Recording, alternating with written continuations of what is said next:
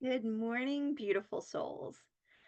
So today we're going to talk about a topic that's probably all too familiar for a lot of us, and maybe not so fun to talk about, but we'll get to some fun parts. Today we're going to talk about trauma.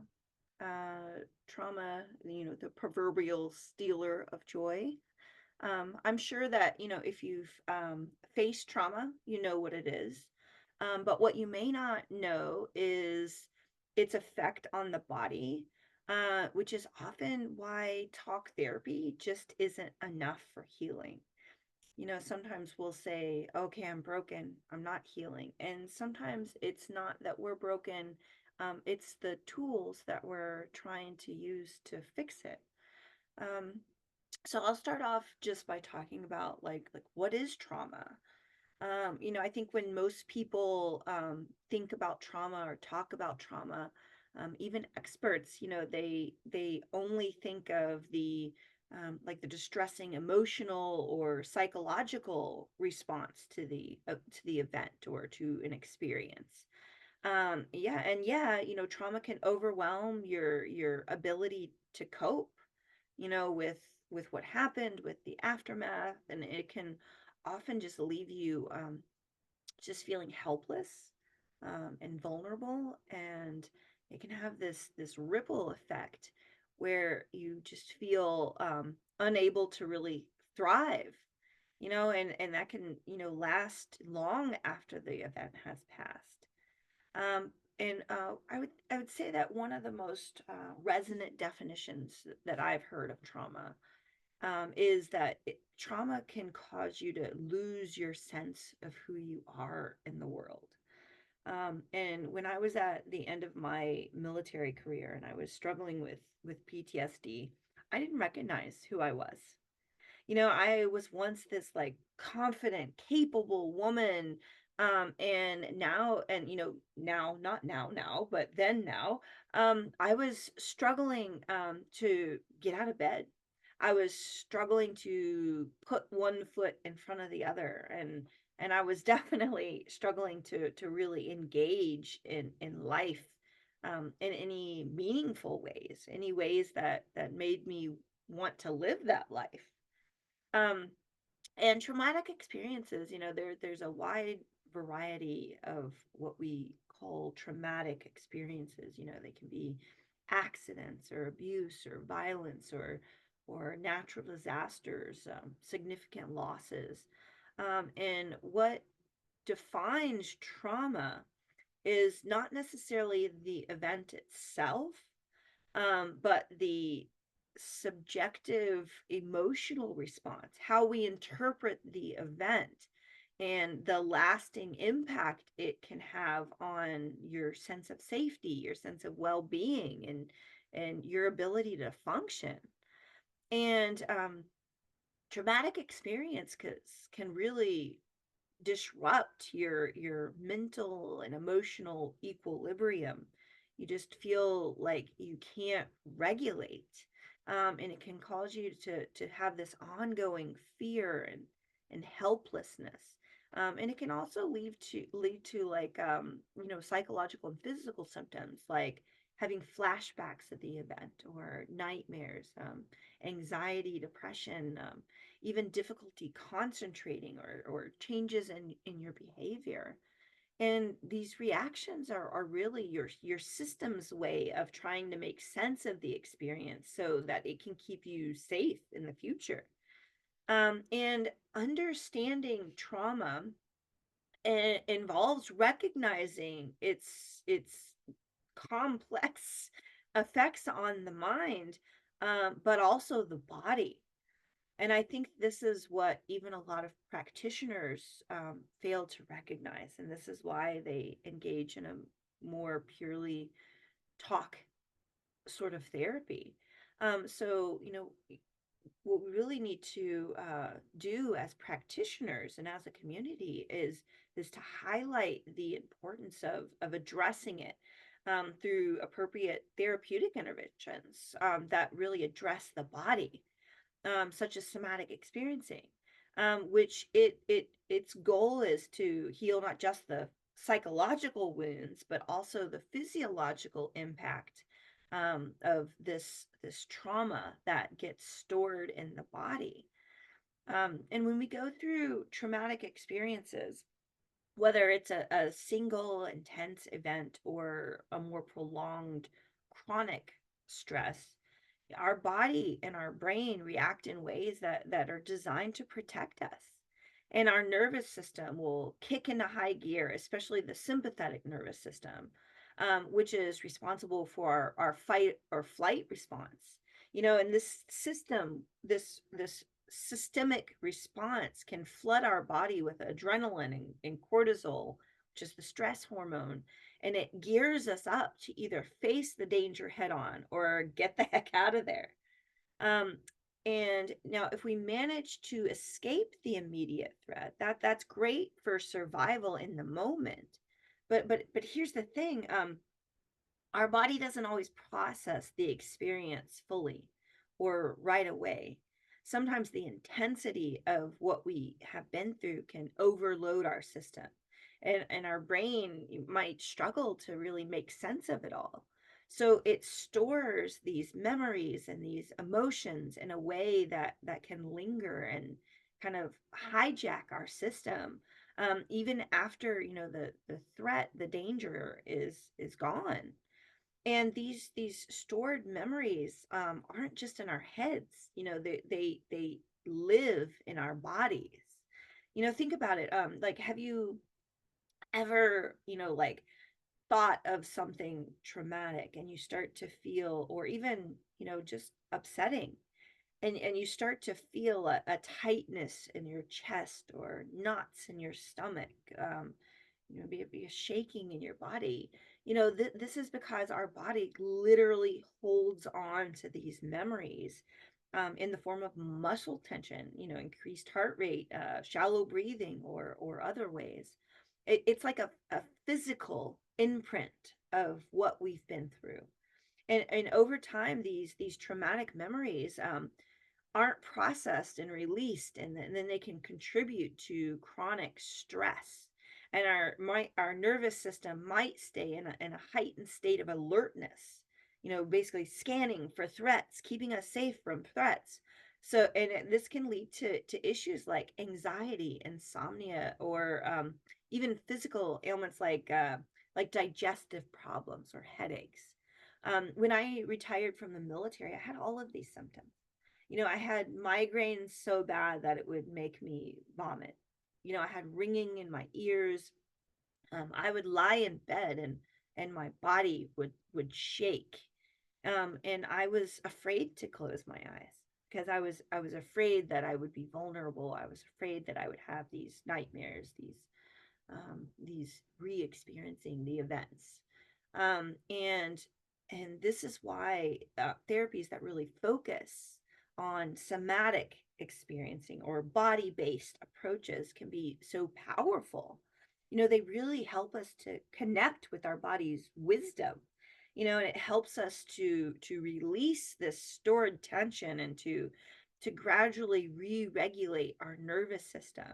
It's really about creating a safe space for our body to begin healing itself, not just mentally, but also physically. So, understanding how the body stores traumatic events is crucial for healing and moving forward. It really reminds us that our experiences aren't just in our heads; they're etched into our being, and our journey to heal involves honoring and working with both our mind and our body. So I've mentioned somatic experiencing a few times now, so I want to kind of back up just a little bit, because I know that a lot of you may not know what somatic experiencing is. And somatic experiencing is a really interesting approach, developed by Peter Levine decades ago, that focuses on the body's wisdom to heal trauma. Um, and as I've mentioned, when we go through something traumatic, our body and our nervous system can get all out of whack. And somatic experiences help us to reconnect with our body's natural ability to heal itself. And, instead of just talking about our feelings and our memories, which can be important too, um, somatic experiencing pays close attention to the physical sensations. It's about noticing how trauma might show up in our body, like tension, tightness, or even numbness.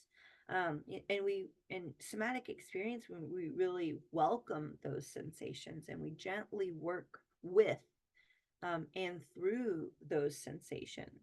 And the idea is that our body, since it holds on to these emotions and memories from the traumatic events, that if we tune into those sensations and those feelings, we can start to process them and then release them and really reestablish our system that's flowing as it should be.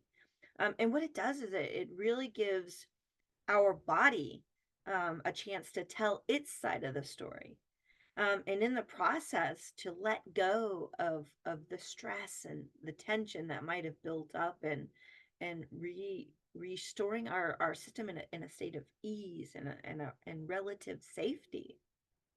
And a somatic experiencing session might involve slow, mindful movements, or simply focusing how different parts of your body feel. It's not about reliving the trauma, but more so creating a safe space to gradually unpack and understand what our body is holding on to. And people find it really effective because it respects the body's natural rhythms and the body's natural responses. And it's a way to work through trauma without feeling overwhelmed. And it can lead to a deeper sense of calm and resilience over time. So somatic experiencing is really about honoring this mind body connection and letting our body guide us towards healing. It's like giving ourselves permission to heal from the inside out. One sensation at a time. So today was a brief introduction. There's so much to somatic experiencing and about this body based healing. So today was just a brief introduction to how our bodies hold trauma and how somatic experiencing can help to release that trauma.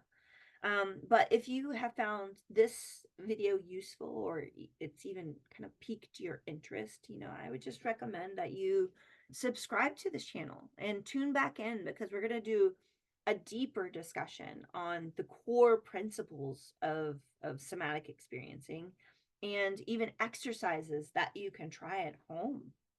And I would say that, we have to go through our traumas, but we don't have to go through them alone.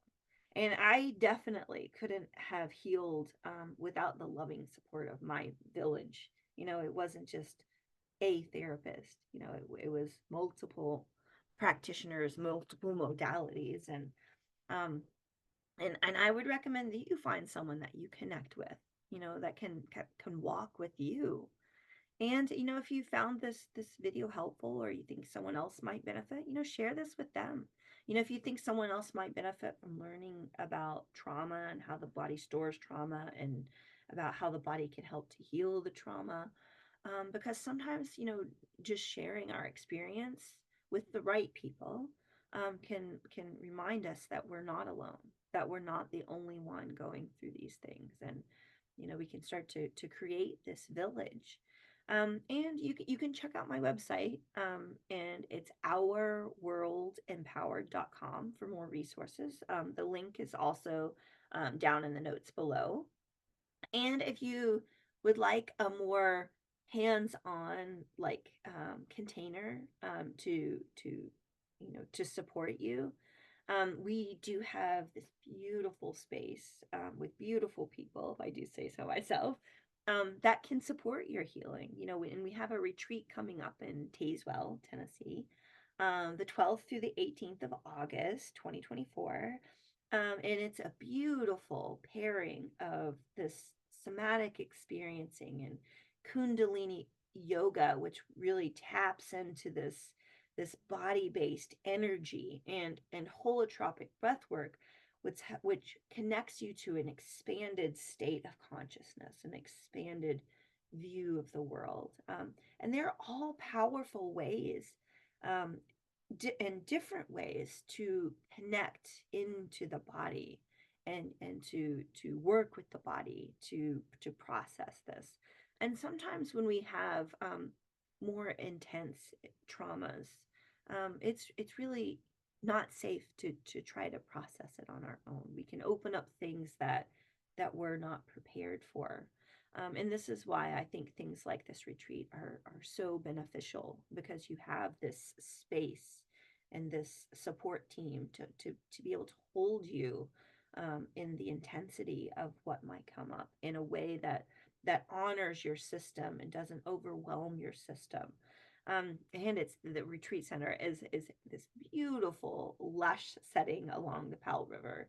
And the food, it just nourishes your body and your soul and everything about the space. I I'm going to keep using the word beautiful because it is beautiful.